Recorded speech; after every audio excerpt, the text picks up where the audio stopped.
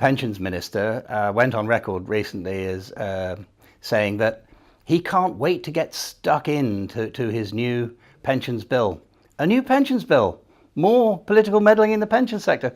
Brilliant! Just what we all needed.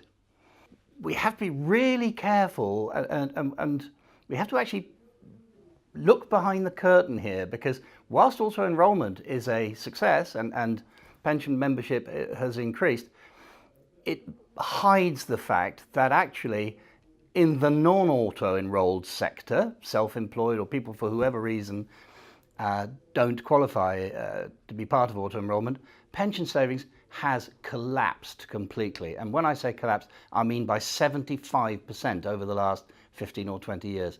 That's a calamity. I think a lot of reasons for the collapse in pension contribution is frankly around trust and perception. There has not been a pensions minister in the last 20 years or so, certainly 15, that has been able to resist meddling with the system. So many changes, so many limitations, restrictions, and the constant watering down of the attractiveness of the product as a whole has simply turned people off. It's the trust isn't there anymore, because why would you enter something so long term without a certain outcome?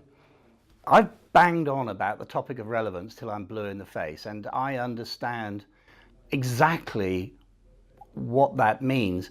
Pensions need to be attractive in the short term as well as the long term. It's simply no good just saying, put some money into this pot and you'll get some tax relief.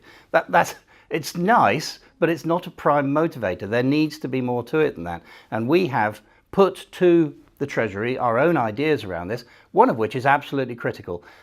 The overwhelming motivation for most younger people is not saving for a long-term retirement package. It is getting their feet on a housing ladder and allowing their pension savings to form part of that solution by allowing them access in the short term to their pension fund monies to provide a deposit for a first property, to me makes eminent sense and would be transformative in the engagement of young people with the pensions industry. Okay, so Minister, if you're going to have a new pensions bill, can I ask you to do a couple of things? Can I ask you to stop watering down the reliefs and attractiveness around the pension sector? There is no excuse for further watering down of pensions tax relief. Can I also ask you to scrap the lifetime allowance? It makes no sense at all. Yes, a limitation on the level of tax relief that's available makes sense, but taxing someone who has invested well within their fund and therefore inadvertently breaches the lifetime allowance is just simply unfair, and it shouldn't be there. And lastly, as I said earlier in this piece, do something to make pensions relevant. Help young people get on the housing ladder. Allow them to use their pension savings as a deposit for a first property. You will see a transformation in the number of people who are not in auto enrolment engaging with the pensions industry. That has to be good for everyone in the long run.